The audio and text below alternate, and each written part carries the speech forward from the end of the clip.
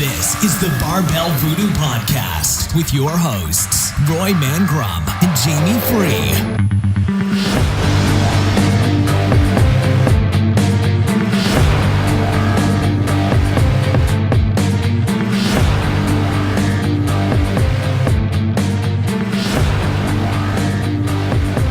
Roy Mangrum Barbell VooDoo Podcast here with Chris Martinez and Cole Martinez. So met Chris and Cole, I guess it's almost 2 years ago now. Yeah, 2 years. Down at Battle of the Barbell. That was our the first event Barbell VooDoo ever set up our table. I think you guys came in our second year of the event, yes. Yeah, second year. I think I had 2 t-shirts.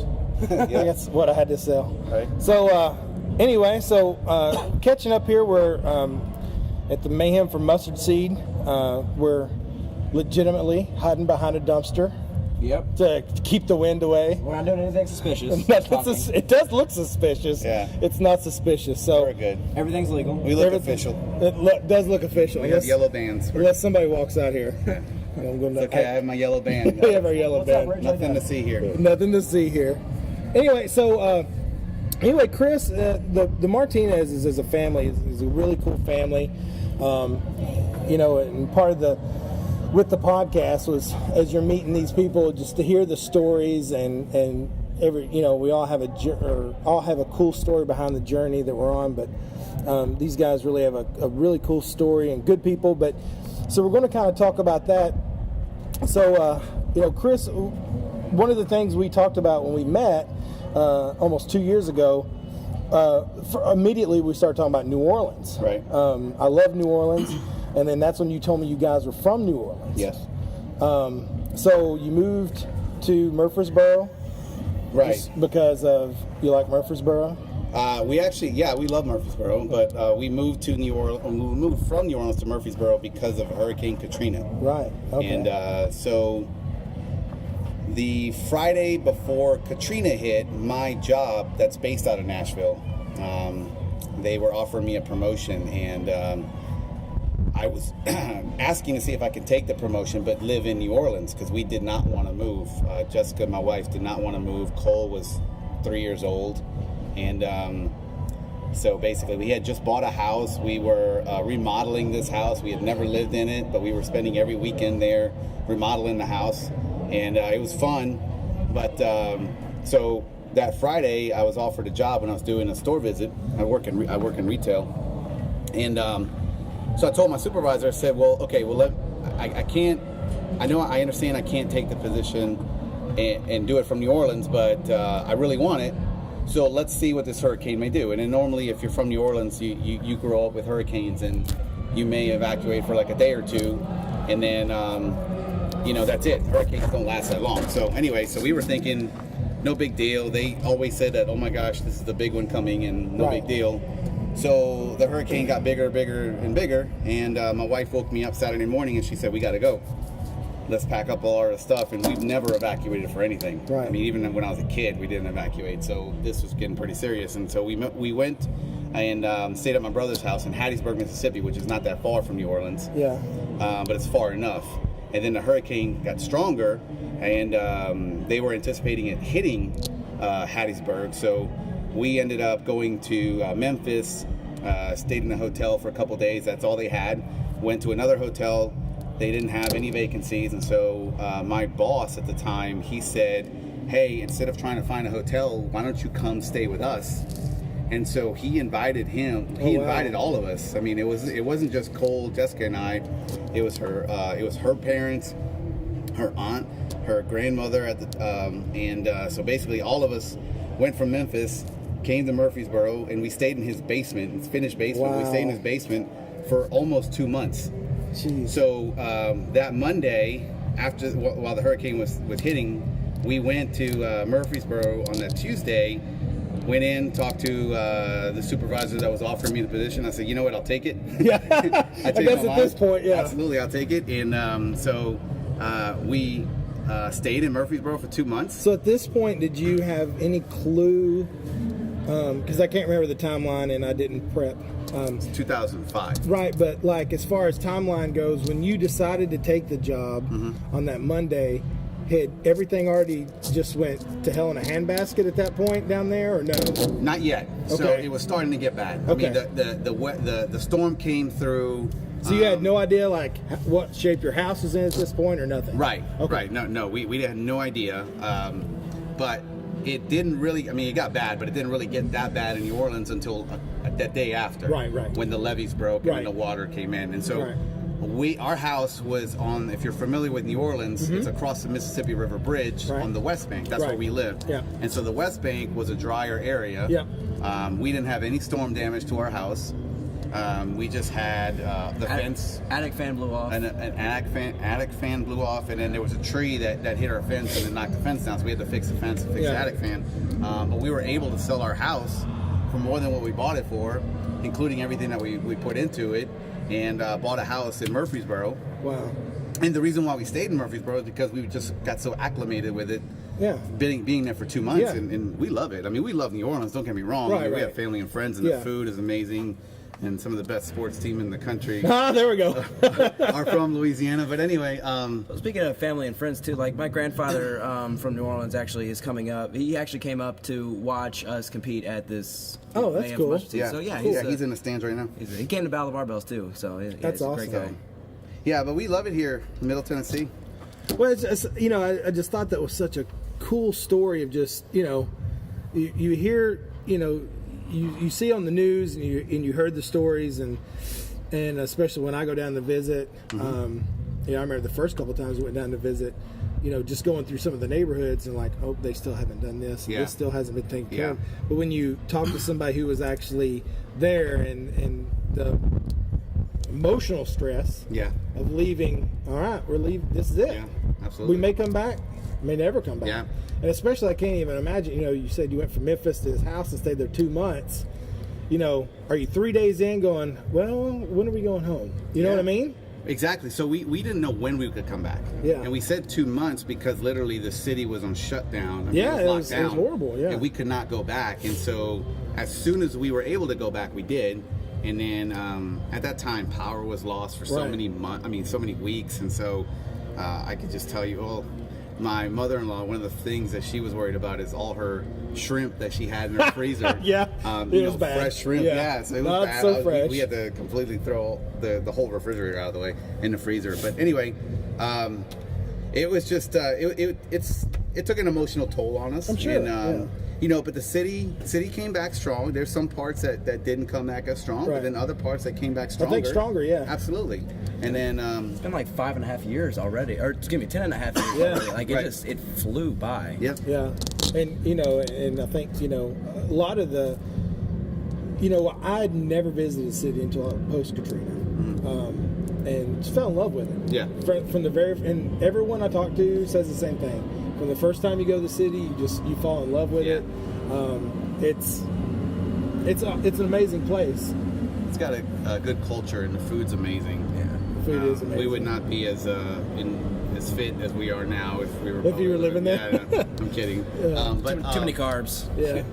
Well, speaking of fit, this ties in great. So, one thing that I wanted to ask Cole about is, you look around. You can probably look around in school. There's a lot of kids, not in such good shape. Everybody plays the video games. Everyone sits on your butt. What's it like having two parents that just they're killing it? You gotta. I mean, how many kids have a garage gym? A legit, not a Bowflex. Right. A legit gym at Like your house. a legitimate 900 square foot Yeah. gym. Well, actually, the funny thing is that I'm actually homeschooled. Oh, okay. So, but I still, I socially interact with kids that are my age. I actually have a homeschool group that I go to every Thursday. But, yeah, it's different because, I just see, people sitting, bad posture, just, it kind of goes back to the motor control patterns that you learn in the CrossFit gym. Like when you deadlift, you're a power lifter, you still work out. When you're a deadlift, you don't want your back to be rounded, right? Yeah. You want it to be straight, somewhat straight. So it kind of goes back to things you learn like that, picking stuff off the floor that's heavy and, keeping a rigid spine, just little things you learn in the gym kind of helps. And I just look around, it's kind of sad to where not just my friends are, but to where America is today is like, the childhood obesity, the obesity in adults even. But back to the point where, like you have parents that are crushing it. Obviously, me and my dad aren't quite up to the same level as my mom. My mom is definitely the fittest person in the family. She is actually going to regionals individually. Right. Huge. Which is fantastic. Huge. And she is almost a master. She's 39 years old, which is fantastic for her. This is not a dog on her age. This is a compliment to how fit she actually is.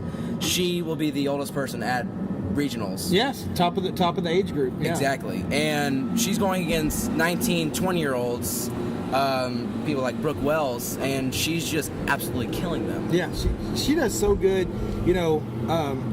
Meeting her and getting to know her as I've got to know you guys, and realizing we're the same age. I'm like, holy cow, what am I doing with my life? I feel so bad about myself every time I'm around her.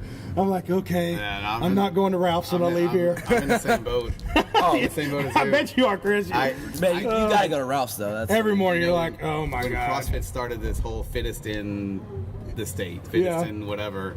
I'm not even the fittest in my garage. I'm like, when it comes to family competitions, I podium because there's only three of us. There's three. Well, there you go. Yeah. Well, I mean, you got the two dogs, you beat them, so that's good. So out of three humans, I'm third. Yeah. When it comes to certain things. Well, that's good. I think it's Heavier weight, I could probably. There you take go. them. I think it's actually though, we're all obviously very competitive people, but mom is doing this for a sport, and I'm doing this to try to become to a sport. Like I'm too young to do the Open, so next year is my first year to do the Open. Yeah, 13, right? I'm 13 right now. 13 years old. Hence the he's team 13. name. He's 13. Team name. But I mean, it's different goals as far as CrossFit. You work a full-time job, you provide for the family, and I think you're a competitive person because obviously I competed with you. I know how competitive you are, but I think it's just you want to stay healthy, right? Yeah, absolutely. Like you want to be able to play with your grandkids. You want to be able to still move around like a maniac when you're in your 70s and 80s, and you want to be healthy. And I think it's different goals for different people. Well, and as you get older, I know my goals changed. It used to be how much weight could I lift, and then you get your blood work when I was in my 30s, and I remember how bad it was. I'm like, yeah, I'm strong, but I'm not going to live very long if I keep I have bacon bits in my blood. Like it was, I don't even remember how bad it was, but it was so bad. Right. But you learn. Exactly. And the thing about CrossFit is it really helps improve or change the mindset. We were talking about how America, the obesity rate, I do think it's changing. I do think people are becoming more aware, absolutely, and more conscious of where they are and where they fit into the whole scheme of things. So I think that's a huge positive. But I think it's also amazing that they parents are doing CrossFit, so therefore their kids are starting to get into it, and they can do it as a family. CrossFit kids, exactly. So they can do it as a family, just like we are. And then the Open starts 14, 15. Like the teen division, the Open, that made waves. And absolutely. When you think, there's everybody. This is such a digital age. I mean, for God's sakes, we're recording this to put on the internet, but interwebs. It's such a digital age, and you go to dinner, you see everybody on their phones, and the family isn't interacting together. And this, like you just said, this is something the whole family can do together. Right. It brings you closer. It's the team atmosphere. You do team wads together, and just absolutely, it serves many purposes. But something else I wanted to talk about was what inspired you to start Battle of the Barbells? Well, the owner of CrossFit Murfreesboro, Evan Satterfield, I've always talked to him about, hey, we can do a competition here in Murfreesboro. And so there was an opportunity for us a couple of years ago, about almost 5 years ago, I think, that the regional team, the CrossFit Murfreesboro team was going to regionals. And I can't remember if at the time, was it Josie and Jessica going individual, or was it the team? Well, are you talking about Festivus? Yeah. Well, the first year we did. So we did a competition, in-house competition, that was a fundraiser. Yep. And so we put it on, and I did just very simple, just because I know computers. I did an online scoring, and I made some heats, made scorecards, and so to me, it really wasn't that hard to start doing stuff. Yeah. And so it was very easily run. Right. And so one thing that we believe in is doing everything to a level of excellence. Right. And so even that small fundraiser competition that we did it, and I felt we did it at the level of excellence. And so then that happened, and then we thought, what else could we do? Mm-hmm. And so let's host one here at CrossFit Murfreesboro, and then what could we name it? So we went.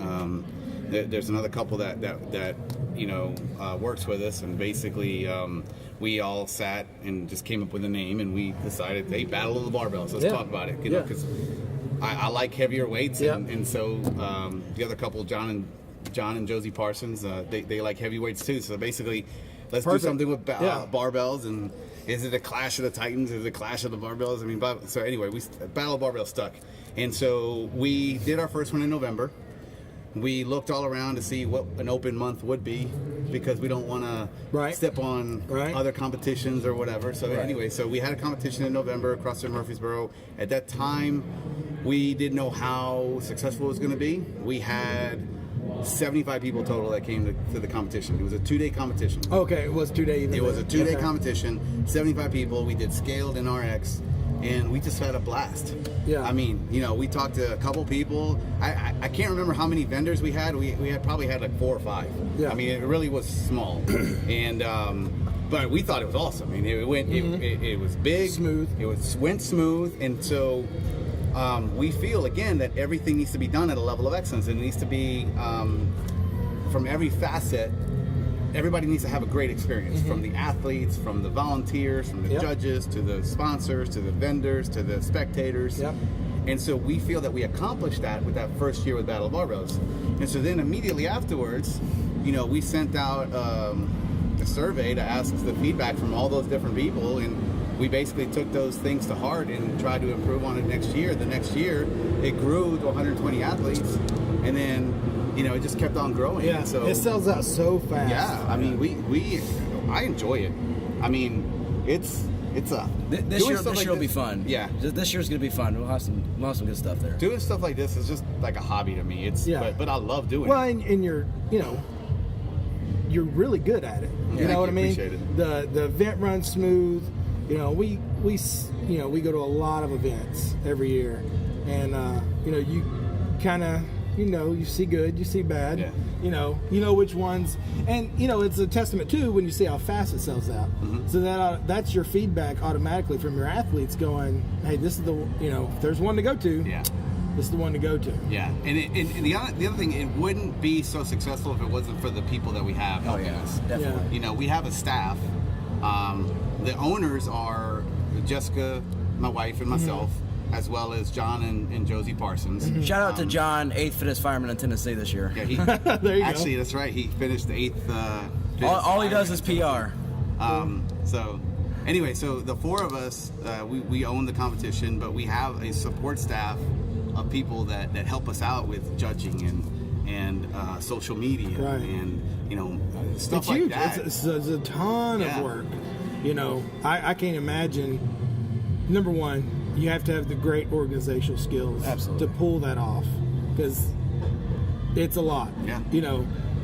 Trying to get enough volunteers and the shirts and the get the wads. You got to test the wads. You got to make sure that the heats run on time. There's so much that goes into it. Absolutely. And I don't.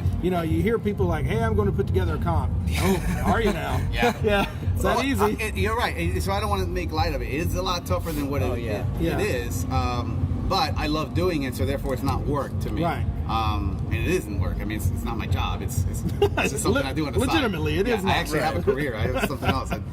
But you can't do it yourself. No. Yeah. And that's the thing. You have to have a team. You have to have a team, and you have to have a team that's passionate about success and passionate about excelling. I mean, from again every part of it. From the logistical pieces, from the organizing, the time flow of the event, and the sponsorships. I mean, we have people helping us out that have experience doing that. Seeking in marketing and seeking vendors and sponsorships, and What we want to do is we want to make a really good, and if you've been to regionals, CrossFit regionals, so we want to make like a regional type experience here. Yeah. You know, in our backyard, basically, and that's what we want to do to basically give the best experience that we can in Middle Tennessee. And I think when you look at some of the bigger comps, I know me and you were texting back and forth during Wadapalooza. You're like, dude, I've got all these cool ideas. Yeah. And I think it is cool that you raise your own bar. I'm going to top myself next year, continually grow the comp, and just creates more and more interest, more and more athletes want in. Last year was huge. Holy cow, it was huge. It was huge. It's gonna be even bigger this year too. And yes, exactly. So we don't hope it's going to be bigger. We have an expectation it's going to be bigger. Yeah. And bigger doesn't necessarily mean always more athletes. Right. Bigger means what else can we do? But we don't want to outgrow too fast. We don't want to grow too fast. We want to grow right. Because we don't want to we don't want any part, like I said earlier, we don't want any experience to be like, whoa, maybe it's too big for them. We don't want that to happen at all. We want whatever we do, it needs to be, on point, and it needs to be like clockwork. Everything. One of the biggest things is that we have to run on time. Yeah. So we can fit more athletes, but we may not guarantee running on time, and that's unacceptable for us. We have to run on time. Well, and I know, as a vendor, my wife, when we do that event, she's like, "What time will you be home?" I was like, "Be home at 6 o'clock." Yeah. I know what time I'm going to be confidently home. say that. Yeah. Because it's not, there's been events we go to, I'm like, well, it says the last heat starts at 4, and like, that ain't gonna happen. The last heat didn't start till 6. Yeah. And I'm 2 hours away from home. Like, I'll be home eventually. Yeah. I mean, I think it's speaking to like every detail. Like their meeting, they met like after Battle of the Barbells. We ate dinner with John and Josie, and we planned next year out pretty much. And that's what it takes. Exactly. And I mean, I've competed at several other competitions. And not that this is the wrong thing that people want to start a competition, but if people do, make sure you have it like on time. Like I was competing at one, and they were almost 2 hours behind. Like they had to cut out their last workout just because they were so far behind. And that, I feel like, I mean, if you're gonna do it right. And I think Battle of the Barbells has definitely done it right. Like I think some people, you have the best intention. Exactly. Hey, I want to run a comp. Right. That's not a bad thing. But I do think a lot of people go into it not realizing the level of what it takes to put it on. It takes a ridiculous amount of work. Just in the gym where I train, they've done like just little in-house comps, and that could be a lot of work. Ton of work. Absolutely. They put on an open event every year, and just helping them out with the open, just knowing what goes into that. They put on a big to do on Saturday with. Everybody has nameplates, and you got to change the nameplate and sign up for the heat and da-da-da. Oh, so much goes. I'm like, man, I can't imagine you had to do this, 10 times. Yeah. In a day. And one other thing about Battle of the Barbells is not only do we value excellence and being on time, but we also are community oriented, and we want our community to look forward to this event. So we want them coming back. Absolutely. And because we love the CrossFit community in Middle Tennessee, we have other services that we offer. If somebody wants to run a competition and they have no clue what they're doing, we can help them out. If they, if they need a scorekeeper, they need judges. If they need, an MC, we have a fabulous MC. Yeah, he's good. Shout out to Matt Huey. Matt Huey from VTG. Yeah, CrossFit VTG. Yeah, Matt's legit. Yeah, he is. I told him, I was like, you do this professionally because you should. Well, if anybody wants any help, BattleOfTheBarbells.com has all the great information. So he's a natural on the mic when it comes to karaoke. Oh, and John and I basically said, let's get Matt to do it. So Matt's amazing. So so Matt's part of our team. Yeah. And he's an amazing MC. And so, we have a lot of things that we have in-house that we do, but we can also help the community if they need help running a comp. Well, and, I think that's cool. It's a good service to offer because a lot of people, may have some of the resources to put on, their own comp. Right. But they're like, I don't know where to start. I don't know how to organize. How do you get vendors? Yeah. There's a lot lot to it. If, you know, when you have someone who has experience, like, hey, outsource that stuff. Yeah. You know, get somebody who knows what they're doing. Here, you do what you put the wads together. Yeah. Let me go find your vendors. Let me find your judges. Absolutely, and that's another thing. So part of our website, you know, we have one thing. Okay, so my son's a competitor, my wife's a competitor, and I like to do some wads. I mean, I like to compete sometimes, and so basically, sometimes I like to compete, and so you know, where could we find a calendar of where the competitions are? And so one thing that I decided to do, and just put a page on our website. Hey, you guys want to advertise your comp? If it's in Middle Tennessee, advertise it for free, and then bam, it's on there. And then we also there's people that, you know, that have sponsored ads on our page. Yeah, I saw that. Yeah. And so basically, if somebody's looking there and then they're looking for somebody to offer a service, like a photographer or whatever, I mean, you can go to our website and see that this person does this. Yep. And so, you know, if somebody needs help finding a sponsor or a vendor, we're not that big yet, but you could basically go to our website and find at least 3 companies that'd be willing to do it, 3 or 4. And definitely, it's like, you know, it's a good thing too, because Battle of the Barbells, like you said, it's very, very into the community. Like we like to be into the community, and that whole, you know, information page that we have, want to run a comp, check out these services that we run. Basically, it creates notoriety for us, but it also helps build the community as to, you know, I'm not saying that we do it perfect, but I'm saying we do. I mean, they do it. I'm not an organizer. They're an organizer. They run it very well. One of the best competitions I've ever seen. Yeah, they do a great job. Yeah, I mean, it's like it creates business, it creates notoriety for other people, and also creates notoriety for us. Like, man, that was a great event. Oh, thanks. You know, it's courtesy of Battle of the Barbells. You know, and then it drives business to their gym. Like, man, they had a great competition. Maybe I'll check out their main event in November. True. You know? Yeah. Good point. Yeah, and it's really. I mean, yeah, it's us, but it's not just us, because you know we've dealt with you, Barbell VooDoo, for a couple of years, and so just communicating back and forth, we're like-minded individuals, and so we want to help the community. We want to help the CrossFit community by any which way. I mean, you're at just about every event that we compete at, or every event that there probably is. And so it's really cool. There's a lot of them. Yeah, it's really cool to see that Barbell VooDoo Fleur de Lis, you know, being worn by people that live in Tennessee. You know, just somebody. It is. It's very funny when people come by the tent and they'll be like, "So you're at New Orleans?" "Nope, at Nashville." Throws them for a loop every time. Explain that, but it's awesome. Yeah. All right, we're gonna wrap this up. There's a quick 30 minutes. It went by really quick. So anyway, so if somebody wants to check out more about Battle of the Barbells, it's battleofthebarbells.com. Is that right? Battleofthebarbells.com. Very simple. All right. Any other social media stuff like that? Yeah, we are on Instagram. We're on Facebook. Snapchat we're on Twitter. Yeah, we just started Snapchat. I have no idea what I'm doing. I don't either. I think we help. have like 4 followers, or I don't know if they're followers or whatever. I don't know what they're doing. Yeah, I don't know. I have no idea. But anyway, Battle of Barbells has this. That's why I have a social media person. Exactly. There you go. So I don't do that. But anyway. So go to battleofthebarbells.com. Yeah. And if you see a social media link, click on that. Click Absolutely. on that, and then look for our main event, which is November 19th and 20th at CrossFit Murfreesboro. That is our 2-day main event. Now we've done some. When's registration going to start? It's going to start soon. I can't. Soon. Stay tuned. Stay tuned. Be on the interwebs. We'll post stuff. All right, cool. Thanks, guys. Thank you. Thank you, Roy. Bye.